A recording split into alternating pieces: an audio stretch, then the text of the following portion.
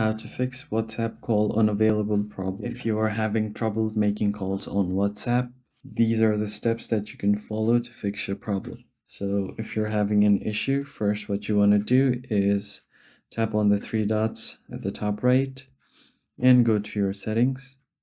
And from here, once you're on your settings, just scroll down until you find help.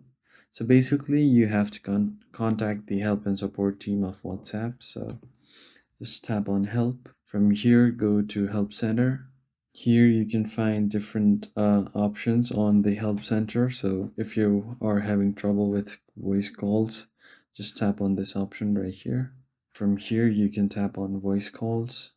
Here, if you see an option, the first one that says how to make a voice call, it will guide you through the process. So if this still isn't working, just tap on contact us at the bottom right.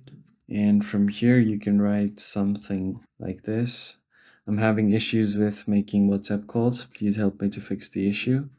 So once you tap on next, it will send a ticket to the WhatsApp help and support team. So here, send my question to WhatsApp support.